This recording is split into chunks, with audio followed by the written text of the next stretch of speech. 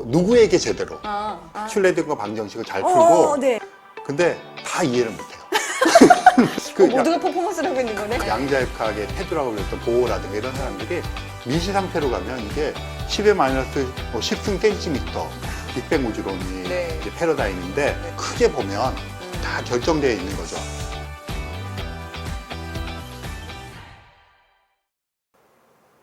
안녕하세요. 칼세이건 살롱 2020 전국민 코스모스 읽기 프로젝트 이미영입니다. 이명현입니다. 네. 오늘 드디어 9장 거짓 없는 마법 한번 함께 읽어보겠습니다. 드디어 오늘은 양자역학 이야기입니다. 양자역학. 여러분이 기다리시던 양자역학과 네. 신난다. 아니에요. 영화도 나왔잖아요. 양자역학의 제목에. 아, 네. 네. 저는 못 봤는데 네. 그럼 그건 얘기 안 하고 넘어가기로 하죠. 네, 못 네. 봤으니까. 저희 과학 책방 갈다에도 보면 양자역학 관련된 책이 꽤 많이 있고 의외로 많은 분들이 그거에 대해서 관심을 가지고 그럼요. 네. 뭔가 이해도 하고 싶어 하시는 것 같아요. 예를 들면 우선 어쨌든 김상욱 교수님 책 중에 이제 김상욱의 양자공부도 있고 이강영 교수님의 이제 스핀이라는 책도 있고 이제 그러는데 사실 그런 것들은 이제 그냥 훑어보고 그렇지 뭐 이런 생각을 하거나 뭐 이렇기는 한데요. 앤드류안이 이 장에서 이제 양자역학을 설명을 해요. 눈높이가 좀 달라서 흥미로웠던 것 같아요. 네, 그 박사님은 이렇게 그러니까 과학자가 설명하지 않는 다른 사람이 설명하는 양자역학에 대해서는 어떻게 보셨어요? 저는 뭐라 그러나요? 이렇게 전문가가 그 설명해야 될 영역이 있고 그것이 이제 확대되어서 문화로 스며드는 상황에서 사람들이 각자의 역할이 있잖아요. 네. 그렇게 생각을 해요. 그래서 양자 공부 같은 책 있잖아요. 김상우 네. 양조 공부. 네, 그 네. 책은 정말 저는 되게 좋은 책이라고 생각하는 게 양자역학 그러면 양자역학의 아주 고전적인 그 원리 같은 걸 설명한 책도 꽤 나와 있고요. 네. 그다음에 요즘에는 이제 양자통신 그래서 그쪽에도 있고 그런데 네. 이 전체를 그 균형감 있게 조망한 책은 외국 책도 번역된 책도 보기가 힘들어요. 그래서 김상우 양자 공부가 그런 걸 잘 해놨다고 생각을 하고요. 네. 그런데 이제 과학자들은 네. 과학자들이 쓴 책은 어쨌든 훨씬 더 엄밀함을 지키려고 노력하잖아요. 그거는 이제 그 자기 자신과의 싸움인 거죠. 어떻게 보면. 그런데 그러다 보니까 조금 더 과감하게 치고 나가야 될 것들 잘 못하는 경향이 있어요. 근데 그 앤드류안 같은 이제 과학 커뮤니케이터가 하게 되면 네. 그게 조금 더 자유롭죠. 근데 과학적인 설명을 뭘 더 치고 나가는 게 있어요? 그런 것들이 있죠. 그러니까 양자역학 같은 경우는 네. 양자역학의 이제 뭐 원리라든 이런 것들이나 네, 응용은 명확하지만 네. 그 해석의 문제가 있어요. 양자역학이 가지고 있는 그러니까 그 과학자들은 네. 양자역학의 그 현상을 너무 잘 알아요. 그리고 그걸 응용해서 지금 뭐 별의별 거 다 하고 우리가 지금 사용하고 있는 모든 전자기기들 네, 네. 이것은 양자역학의 그런 공식들이 없었다면 구현되지 못하는 거거든요. 네. 자, 전자혁명을 일으킨 거잖아요. 네, 네. 그거는 이제 굉장히 엄밀하게 그걸 안다는 얘기잖아요. 응용할 수 있을 정도로. 네. 이게 또 문제가 생기면 기기 같은 거 못 만드니까. 그럼에도 불구하고 왜 그런지를 잘 몰라요. 네. 그러니까 왜 그런지를 잘 모르는데 네. 왜 그런지를 모르는 것에 대해서 그거를 깊이 캐고 들어가기 시작하면 네. 그런 사람들도 있지만 일단 현상을 더 정밀하게 만들어서 우리가 뭐를 하는 것에 집중할 수도 있잖아요. 네. 그러다 보니까 이제 이 해석의 문제에 가게 돼서는 굉장히 보수적으로 건드리지 않으려고 하는 경향들이 있어요, 과학자들은. 그런데 과학 커뮤니케이터나 이런 사람들은 일반 사람들은 네. 이게 응용돼서 멋진 게 나왔어. 그렇죠. 그것도 관심이 있지만 양자역학에서 얘기하는 미시세계에서 뭐 이런 현상이 있더니 그게 도대체 뭐지 하는 기원에 대한 호기심이 있잖아요. 과학자들은 의외로 네. 그것에 대해서 말을 하지 않아요. 오. 말해봤자 그렇고 네. 관심거리도 아니에요.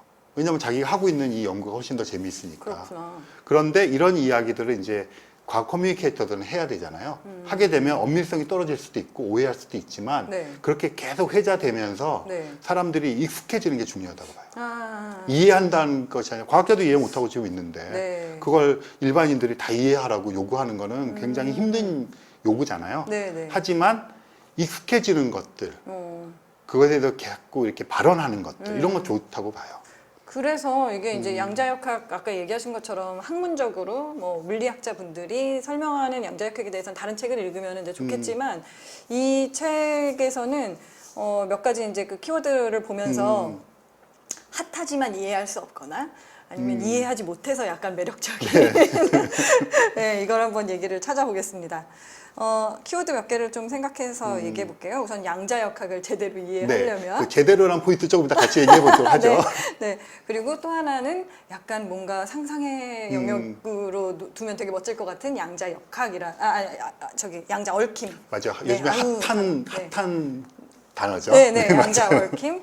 그리고 논란의 여지가 여러 개 있는 건가요? 어쨌든 초결정론 이게 있고, 그리고 되게 문학적으로 되게 많이 비유가 되고 있는데 저도 이게 몇 번 얘기를 들은 다음에 약간 뭔지 감을 잡은 것 같은데 플랫랜드라는 네, 개념에 맞아. 대해서 얘기를 해보겠습니다.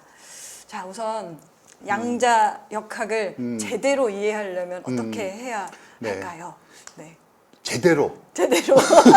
이게 그쵸, 약간 제대로. 저는 무슨 생각을 하냐면 양자역학에 대해서 몇 번 얘기를 듣다가 이게 양자역학을 이해하려면 의문을 갖지 않는 게 중요하다. 약간 이런 생각이 결론이 나왔어요. 그래서 네. 이제 제대로라는 단어를 네. 지금 한 두 갈래로 제가 설명하고 하려고 그러는데요. 네, 네. 그러니까 제대로 누구에게 제대로. 아, 그게 되게 중요한 것 같아요. 네. 그러니까 예를 들어서 물리학이나 천문학이나 이런 자연과학을 전공을 해서 네. 그것을 자기의 업으로 삼고 연구를 하려는 사람들이 양자역학을 제대로 이해하는 방법은 네. 수학을 통해서 네. 양자역학의 슐레딩거 방정식을 잘 풀고 네. 그 하이델베르크의 그 매트릭스를 잘 풀어서 행렬식을 잘 풀어서 네. 그것이 갖고 있는 물리적인 의미를 잘 파악하고 네. 그것을 현상에 적용하고 설명할 수 있는 것이 네. 양자역학을 제대로 이해하는 길이에요. 네. 그런데 일반인들이 양자역학을 제대로 이해하는 건 이런 작업은 필요 없잖아요. 그렇죠. 이렇게 해놓은 것이 갖고 있는 맥락, 사회적인 맥락이 뭔지, 그래서 우리에게 어떻단 말이야, 우리에게 어떤 의미를 갖는단 말이야. 그리고 양자역학이라는 게 미시세계에서 뭐 이렇게 한다는 건데, 그게 도대체 무슨 의미를 가져? 그러니까 약간 일반인들에게는 그 자체의 어떤 수학적인 논리 구조보다는 네. 의미, 네. 맥락, 네. 이런 게 되게 중요한 것 같아요. 그렇죠. 그래서 그거를 제대로 이해하면 네. 이해한 것이라고 보고, 그러니까 그게 좀 다르다고 생각을 해요. 갑자기 딴 생각이 났는데 최근에 친구들이랑 별 쓸데없는 거를 좀 해보자라는 얘기 중에 같이 한 게 있는데 그 유튜브에서 나오는 슈레딩거 방정식을 이렇게 증명하는 그걸 게다가 영어로 된 거를 이해를 못한 상태에서 그냥 외워보자는 거를 하자는 얘기를 한 적이 있어요. 네. 중요한 것은 이해를 하지 못한 상태로 약간 퍼포먼스 같은 거죠. 그래서 약간 이해한 척하면서 하나도 모르는 상태로 이렇게 하면 되게 재밌겠다는 생각을 했는데 그게 3학년 1학기 때 네. 그 물리학이나 천문학 전공 그 학생들이 하는 짓이에요. 이해 못한 상태로 그냥 외운다. 외우는 게 아니라 수학을 풀죠. 이제 그렇죠. 수학을 푸는 그걸 네, 기술 네. 기법이 있으니까 풀어요. 네, 네. 그럼 풀리죠. 그렇죠. 잘 푸는 애가 못 푸는 애가 있죠. 그래서 시험을 봐요. 네. 어떤 애 100점 맞고 어떤 애 50점 맞아요. 근데 다 이해를 못 해요. 모두가 퍼포먼스를 하고 있는 거네. 그렇죠. 그것의 원리라든가 이런 건 나중에 이제 점점 깨달아 가는 거고. 그러니까 사실은 물리학과 학생이라도 기계적으로 이걸 푸는 뭐 방정식 푸는 방법에 무슨 펑션을 넣어서 풀고 어쩌고저쩌고 해서 풀어요. 그러니까 그런 훈련을 받았기 때문에. 그렇구나. 하지만 맞아요. 이것이 가지고 있는 의미들을 물리적인 의미라든가 네. 아주 원리적인 의미를 파악하기까지는 시간이 많이 그게 걸려요. 왜 되게 재밌었냐면요. 그거를 이제 한번 외워보자라는 얘기를 한 거 자체가 너무 웃기잖아요, 우리끼리. 근데 그것 때문에 한 두세 번을 그거를 봤어요. 들었더니 정말 모르는데 뭔가 익숙해지는 느낌이 맞아요. 가지고. 근데 지금 익숙해진다는 단어가 되게 중요한 거예요. 네. 그러니까 사실은 지금 퍼포먼스를 그렇게 했다고 하지만 네. 그 학생들은 퍼포먼스가 아니라 자기 학점이 걸려 그렇죠. 있으니까 해야 돼요. 네. 그 저희 딸아이도 물리학과 3학년인데 양자역학을 배우잖아요. 네. 잘 풀어요. 아, 뭔지 아무것도 모르겠대요. 근데 너무 당연한 제가 돌이켜서 제가 3학년 1학기 때 양자역학 배울 때 생각해 보면 네. 저도 뭔가 뭐 원자 구조도 풀고 막 풀었어요. 네. 시험에 막 한 페이지를 채웠는데 네. 뭔지는 모르죠. 그래서 일반인들도 그러면은 그 증명을 하면 근데 익숙해진다고요? 익숙해진다는 게 되게 이상한데? 중요한 거예요. 네, 네. 근데 이제 여기서 약간 이런 게 있죠. 제가 아는 어떤 분이 계신데 지금 네. 이제 생명과학 쪽에 교수님으로 계세요. 네. 근데 그분 에피소드가 있는데 네. 그분은 이제 뭐 저나 또래 남자애들보다는 훨씬 더 똘똘한 여학생이었는데 이제 2학년 때 이제 이과 쪽에서는 현대 물리학을 배울 때 뭐 그 원자론 쪽 하면서 양자역학을 약간 배우거든요. 네. 그러면 이제 다들 멍해지는 거예요. 이해가 안 가니까. 네. 근데 문제는 풀어야 되니까. 근데 이제 그냥 우리처럼 네. 평범한 학생들은 네. 문제를 풀고 적당한 점수를 받고 만족하고 넘어가요. 네. 근데 이분은 원리를 딱 자기 이해를 해야 되는 거예요. 아. 이해를 안 하면 못 넘어가요. 어허. 그래서 선생님한테 가서 물어보는 거예요, 교수님. 교수님도 모르잖아요. 음. 그러니까 뭐 돌려서 막 얘기, 뭐 자기 아는 범위에서 얘기하지만 네. 이게 원리 자체라든가 이게 해석이지 해결이 안 된 거기 때문에 질문을 해도 네. 헛돌 거 아니에요. 네. 그러다가 이제 교수가 권위를 세워야 되니까 가서 연수 문제 잘 풀어봐 이렇게 하니까 자기 이해가 안 되는 거죠. 그래서 몇 날 며칠 울다가 물리과학을 포기하고 생명과학을 가기로 했대요. 이게 정직한 태도죠. 그렇구나. 근데 네. 그래서 익숙해지는 게 중요하다. 이해하는 게 아니라. 결론은 똘똘한 분은 이해를 하려고 하기 때문에 힘들고 그렇지. 우리 같은 일반인 사람들은 그냥 그렇고 별로 의심을 하지 않고 그렇죠. 뭐 있을 수도 있고 없을 수도 있고 네. 여기도 있고 저기도 있고 네. 그렇구나 이렇게 하고 그래서 넘어가면 사실 되는 거죠. 양자역학을 제대로 이해하려면 단어에서 네. 이 제대로라는 게 이제 학문적으로 그걸 해 나갈 사람들은 테크니컬하게 제대로도 있고 네. 원리를 따지는 과학 철학자들이 있고 이렇게 가는 거잖아요. 근데 뭐 일반인들 입장에서는 네. 이런 사람들이 만들어 놓은 결과물들을 그렇죠. 잘 해석해 줄 수 있는 과학 커뮤니케이터의 도움을 받아서 뭐 제대로 뭐 이해하고 익숙해지고 뭐 그것에 대해서 상상의 나래를 펴고 뭐 이러면 되는 거죠, 사실은. 네. 네. 여러분 별로 그렇게 뭐 고생해서 이해하려고 하지 마시고 그냥 뭐 세상에 이해 못하는 네. 게 뭐 한두 가지입니까? 의문을 갖지 않고 그냥 이건 그렇다더라 이렇게 하고 그러면 그러니까 익숙해지는 그리고 걸로. 이제 실제로 과학자들이 뭐 이런 얘기를 해요. 뭐 그 유명한 과학자들 있잖아요. 뭐 파인만이라든가 네. 양자역학의 테두라고 불렸던 보어라든가 이런 사람들이 양자역학을 이해했다고 하는 사람 치고 이해한 사람이 없다든가. 그러니까 아주 희망적이네요. 아주 근원적인 얘기를 하는 거잖아요. 네. 그러고 뭐 양자역학을 이해했다는 것은 아무것도 모르는 건 다름없다든가 뭐 이런 식의 이야기들이 되게 많아요. 네. 그리고 이제 우리나라에 이제 과학 철학 하시는 분들은 그런 얘기를 해요. 양자역학은 이해하는 것이 아니라 아까 익숙해지는 것이다. 그러니까 양자역학이라고 하는 것이 벌어지는 미시 세계로 가서 네. 우린 거치 세계에 있지만 역지사지로 네. 그쪽에 가서 그만한 크기와 그만한 시간의 관점에서 그냥 쳐다보면 우리가 일상에 대해서 의문을 품지 않잖아요. 그냥 원래 우리 세계가 이런 거야. 그렇게 하고 나서 해보자고 하는 태도를 견지하는 과학 철학자들도 있어요. 네. 양자역학에 대한 태도는 그렇게 하고요. 그래서 네. 그럼에도 불구하고 양자역학을 이제 제대로 이해하는 통로가 있죠. 아 그래요? 어떤? 그러니까 책이 되게 좋죠. 그러니까 예. 유튜브 보는 것도 방법인데 네. 저는 진짜 제가 이제 뭐 책 리뷰도 하고 서평 쓰면서 여러 책들을 보잖아요. 네. 번역된 거 보는데 네. 김상욱 교수 책으로 시작하는 게 제일 좋은 것 같아요. 알겠습니다. 왜냐하면 김상욱 교수는 이제 양자역학을 전공하신 네. 분이라고 대중적인 활동을 하시잖아요. 그러다 보니까 양쪽의 언어를 다 사용할 수 있는 사람이에요. 아, 그러니까 이분은 양자역학의 학문적인 한계와 그것도 알고 있고 대중들에게 전했을 때 한계도 알고 있기 때문에 그런 거를 제일 많이 고민하는 사람인데 네. 마침 그 사람이 적합한 전공자예요. 그러면 어쨌든 그런 능력도 있고 하니까 뭐 당연히 그래도 어렵지만 네. 그래도 다른 어떤 여러 가지를 보는 것보다는 네. 김상욱 교수님의 책을 통해서 입문하시는 것이 제일 좋다고 생각해요. 네, 뭔가 이해할 수 없는 것들이 있었지만 읽히는 책이었던 것 같아요. 네, 그게 되게 중요한 네, 거예요. 네. 여기 이제 그 두 번째 저희가 키워드 뽑았던 양자 얽힘이라는 얽힘. 단어가 있어요. 되게 흥미로운 뭔가 개념이고 상상의 여지가 저는 많다고 맞아요. 생각하고 네. 상상하면 재미있는데 앤드리아는 이거를 막 사랑이랑 엮어가지고 얘기하는 게 사실 저는 약간 불편하긴 하지만 뭐 어쩌라는 거지 약간 이런 생각도 들기는 하지만 역시 이 사랑이 넘치는 앤드리안의 표현력은 양자 얽힘을 그런 식으로도 볼 수 있구나 이제 이런 생각을 좀 하게 됐어요. 근데 조금 그래도 이제 설명 가능하게 좀 한번 얘기를 해볼까요? 해주세요. 그럼 네. 사실 그 양자역학 저도 이제 강의를 하면서 저는 이제 그 천문학을 하니까 네. 천문학에서 이제 우주 기원론 쪽을 하거나 이러면 양자역학 얘기를 많이 하게 돼요. 양자역학의 네. 우주 기원론이 있거든요. 네. 그러니까 그런 입장에서 이제 주로 하는데 양자 얽힘 그러면 되게 멋있잖아요. 그러니까요. 영어로 entanglement. 오, 그러니까 더 멋져. 이게 뭔가 멋있어요. 네. 그리고 뭔가 있는 것 같아요. 그쵸. 얽혔다 그래도 뭔가 사건이 벌어지는 거 아니에요, 그죠? 사실은 그렇죠. 거기다 양자야. 어. 양자 얽히는 거잖아요. 네. 그래서 그런 게 있는데 사실은 이게 지금도 해결되지 않은 미스테리예요. 이거 여러 가지 문제점이 있어요. 그 양자 얽힘 자체가. 네. 그러니까 문제점이 있다는 거는 현상의 관측을 하는 현상으로는 네. 명확한 과학적인 결과로서 현상이 관측이 되어요. 네. 그런데 우리가 다 알고 있는 다른 원리와 현상과 위배가 되어요. 그럼 모순이 되면 어느 거 하나가 틀리고 하나가 맞다는 소리잖아요. 그러니까 문제가 되는 거예요. 근데 얘도 맞는 거 같고 얘도 맞는 것 같아요. 그래서 이게 어려운 거죠. 이게 어떤 거냐면 보통 그 얽힘이라고 생각하고 관계가 있다는 얘기잖아요. 네. 근데 이제 양자역학에서 이거 어쩔 수 없이 지금 이제 약간 설명을 좀 해야 되겠어요. 네. 양자역학은 미시세계에서 이루어지는 일이에요. 네. 그런 이제 미시세계 것이라는 건 원자 같은 애들이나 전자 같은 애들이 서로 얽히는 거니까 우리가 일상에서 하는 거랑은 굉장히 다른 세계예요.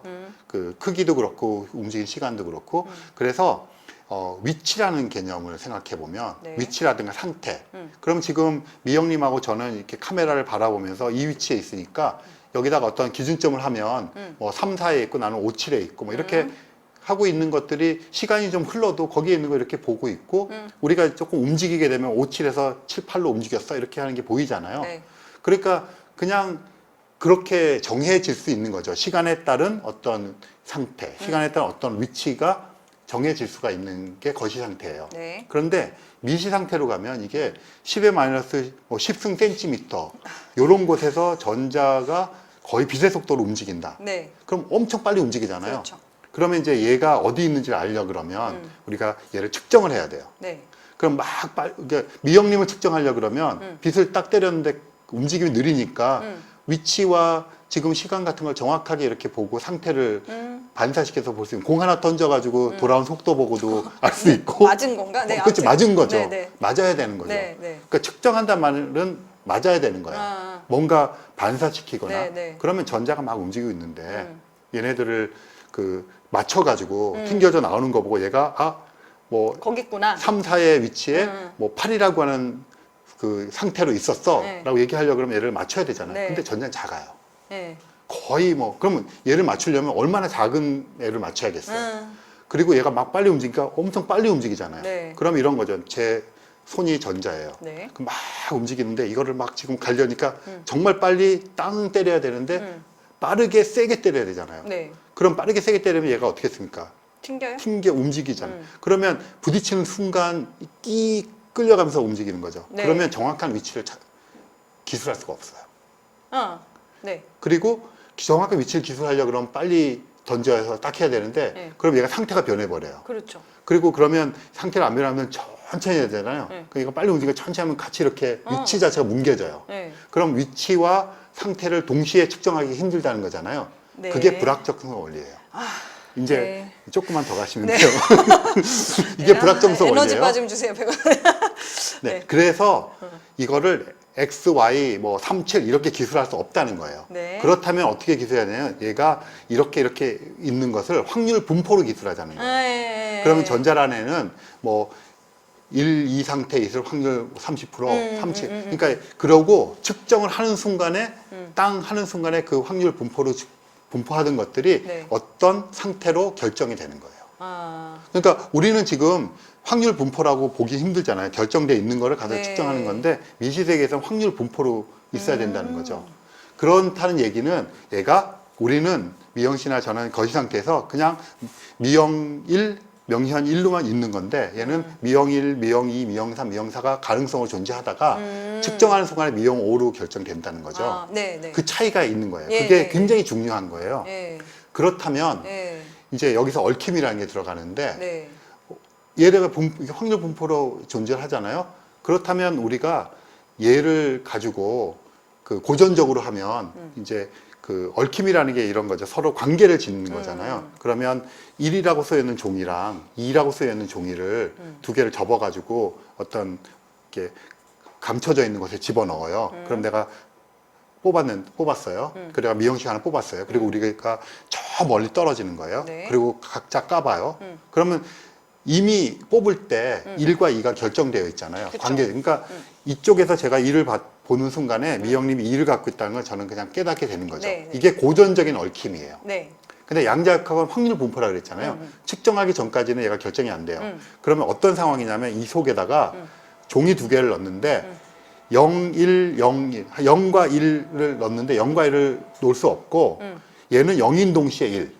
아하. 얘도 0인 동시에 1인 애를 두 개를 넣고 네. 우리 둘이 뽑아요. 네. 그 다음에 멀리 가는 거예요. 네. 그럼 얘는 얽혀 있죠. 그렇죠. 근데 0, 1인 상태를 각자 보존하면서 얽혔으니까 네. 양자 역학적으로 얽혀 있는 거죠. 네. 이게 양자 얽힘이에요. 네. 근데 멀리 갔어요. 네. 그러면 미영님이 가지고 있는 건 누가 되든 내가 먼저 깠어요. 근데 내게 1이야. 그러면 필연적으로 0이 나와요. 그렇죠. 근데 거기서 깠는데 거기가 0이면 내가 필연적으로 1이 돼야 되는 거예요. 이거는 동시에 결정돼 있는 거잖아요. 그렇죠. 근데 고전적으로는 이미 써 있는 게 결정됐지만 여기서 내가 깠을 때 1이라고 나오면 그거는 그럴 수 있죠.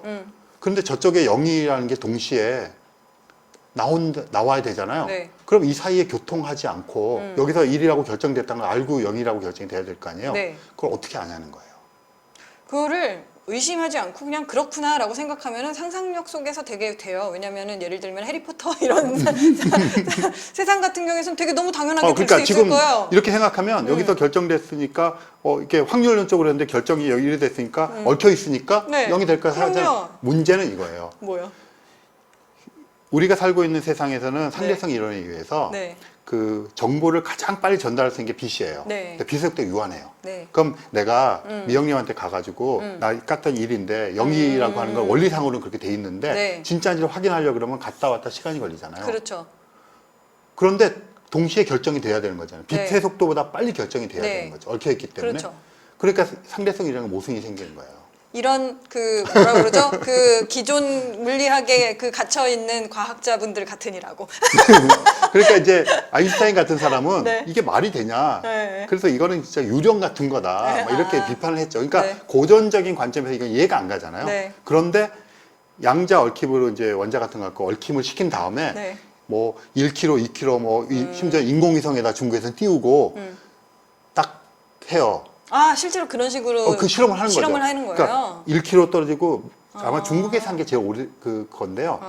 아마 이름이 묵자였나 뭐 그런 식의 인공위성을 띄워서 네. 얽힘을 시킨 다음에 한 대는 네. 인공위성이 또 한 대는 여기 실험실에서 띄워놓고 까본 거예요. 네. 그랬더니 양자 얽힘 현상을 엄밀한 과학적인 현상으로 결과가 딱 나타나는 거예요. 실제 상황이에요. 그런 실험 되게 신기하다. 네. 그러니까 이거 어떻게 된 거냐는 거죠. 해리포터. 네. 근데 물론 이런 건 있어요. 네. 이게 깠을 때 네. 서로 확인할 수는 없잖아요. 네. 그러면 까놓은 걸 나중에 만나서 보는 거예요. 아. 그러면 그렇게 돼 있는 건데 까는 순간에 어쨌든 결정이 돼 있어야지만 되는 거거든요. 이거는. 그러니까 이상하다는 거지.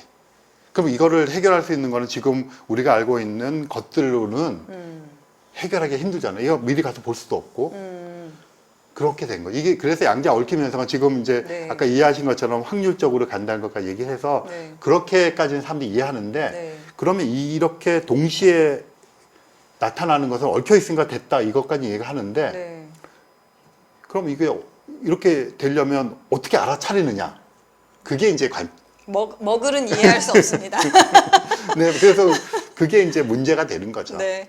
그 먹을은 이해할 수 없다라는 이야기가 사실은 이거랑 연결될지 모르겠어요. 플랫랜드라는 그 소설을 이 양자역학 관련돼서 이야기하면서 되게 많이들 얘기하시잖아요. 맞아요. 네. 그 이게 소설이라고 많이 하셨죠. 이게 네, 뭐, 맞아요. 오래된 소설이에요. 네. 보면은 2차원에 사는 사람들은 3차원을 이해할 수 없고 그렇죠. 우리는 3차원에 살고 있기 때문에 그 위의 차원을 이해할 수 없기 때문에 이게 이상하지만 네, 실제 상황이라도 실제로는- 우리는 이해하기 힘들다. 그렇죠. 이거 빗대서 한 거죠. 네. 그러니까 예를 들어서 그 우리는 사실 뭘 보는 것들이 우리는 3차원이니까 만져보면 3차원인 거 알지만 네. 실제로 우리가 보는 모든 것들은 3차원의 투영인 2차원을 보는 거잖아요. 그렇죠.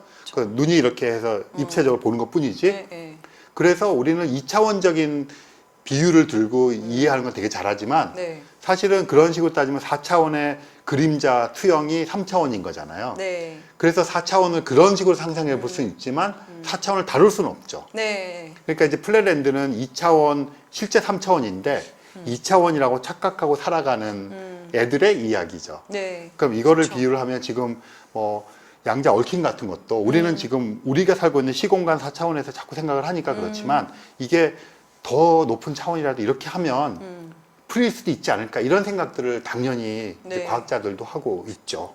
네. 앤드리안이 여기서 그 쓴 문장을 보면 이 방대한 코스모스에서 우리는 모두 플랫랜더다. 뭐 맞아요. 그런 우리가 그 위를 상상해 보려고 노력하는 거가 과학이다라는 맞아요. 얘기를 하고 있더라고요. 되게 의미 있는 의미 상상인 것 있는 같아요. 이야기고 저는 이게 그 실제로 우리는 3차원이라고 생각하고 있지만 지구가 있잖아요. 네. 그 지구 그 지름이 12,800km예요. 네. 근데 우리 비행기가 10km 한 걸 알잖아요. 네. 국제 우정거리 400km예요. 네. 그러니까 우리는 키가 2m 채 안 되잖아요. 12,800km도 2m. 네. 바닥에 붙어가지고 그러니까 멀리서 보면 우리는 그냥 풍선 위에 이렇게 표면에 붙은. 국장 스티커 붙인 거랑 똑같은 거잖아요. 그러네요. 그러니까 사실 플랫랜드라는 게 저도 여러 번 읽으면서 인용도 많이 하는데 굉장히 와닿는 게 그리고 우리의 사고라는 것이 항상 눈앞에 네. 보이는 요 정도의 시간 흐름과 공간을 보잖아요. 네. 그러다 보니까 사실은 그렇게 시공간을 전체적으로 우리가 조망하고 그런 거는 뭐 과학자들 특히 이제 천문학자들은 시공간을 많이 다루니까 끊임없이 훈련을 받아서 뭐 몇 억 광년이 어쩌니 이거를 머리에 넣는 거지 사실 그거를 직관적으로 알아낸다는 거는 불가능한 얘기죠. 그 양자 얽힘 같은 경우에 아까 보면 여기서 가스 쓰면 여기서 이미 결정이 막 되어 있다. 그렇죠. 이것 때문에 무슨 저도 여기서 이제 처음 듣는 단어들 중에 하나인데 초결정론이라는 게 네, 있어요. 맞아요. 뭐 김상욱 교수님도 보면은 뭐 강연인가 유튜브 이런데 보면은 어느 정도는 자기는 뭐 결정론자라든가 뭐 이런 얘기 하시는 것 같고 얘기하신 것처럼 확률이라는 단어가 있고 또 우리 지난번에 한번 얘기했던 자유의지라는 것도 있고 근데 이미 결정은 돼 있다고 하고 뭐 이런 것들이 되게 이렇게 많이 있잖아요. 그래서 네네. 어떤 거가 착각인지 뭐 이런 것도 있고. 네. 그러니까 이런 거죠. 지금 우리가 하고 있는 거는 순간순간에 지금 우리가 선택을 하잖아요. 이런 네. 단어도 하고 이런 것들이 있고 이런 선택을 하는 것들이 우리의 순수한 의지에 의한 것이냐 네. 뭐 이런 것들 따질 때 자유의지 이런 얘기도 나오잖아요. 네. 그러면 이제 이렇게 양자 얽힘에서 이렇게 돼 있는 것들은 우리는 우리가 의도적으로 만들어서 떨어뜨려 놓고 실험하고 뭐 이런다고 생각하고 있지만 이제 이렇게 생각해 보는 거죠. 우주를 전체적으로 한번 보는 거예요. 그럼 우주를 전체적으로 보면 지금 우리가 살고 있는 우주는 빅뱅 우주론이 네. 이제 패러다임인데 네. 옛날에 작게 태어나가고 이게 커졌다는 거잖아요.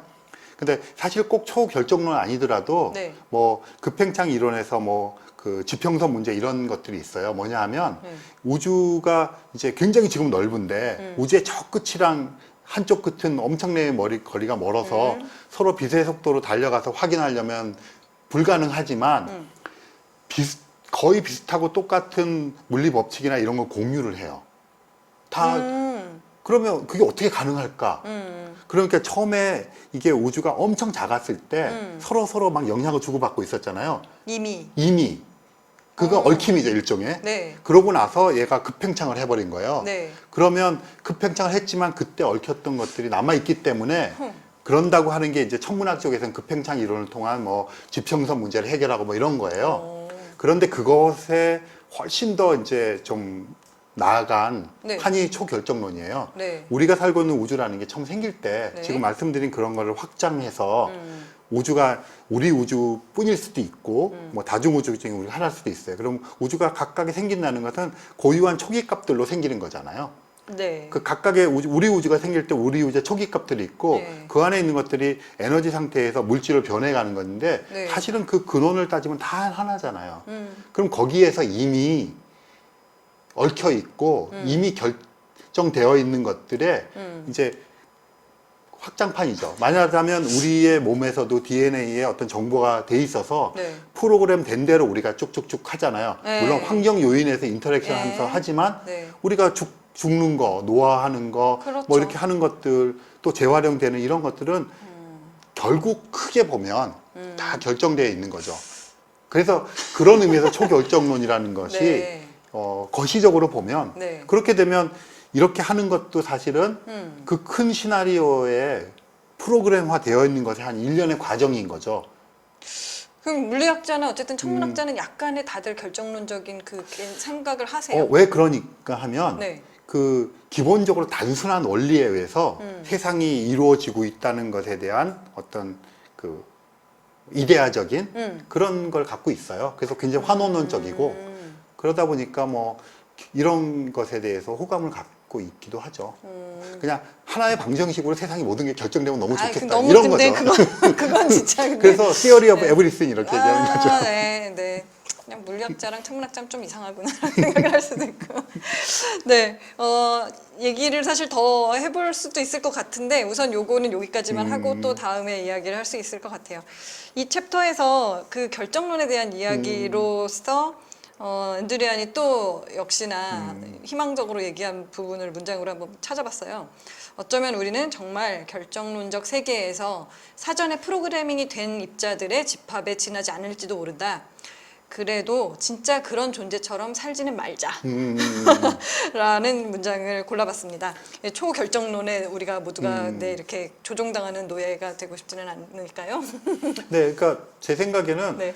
그렇게 돼 있는지 아닌지를 끊임없이 파고 들어보는 과학적인 재미가 있다고 생각하고요. 근데 네. 어차피 우리는 개체로서의 인간은 네. 그런 수명을 다하고 죽잖아요. 네. 그럼 여기서 어떤 태도를 가질까 여러 가지가 있는데 저는 마구마구 그냥 거스러 보는 거죠.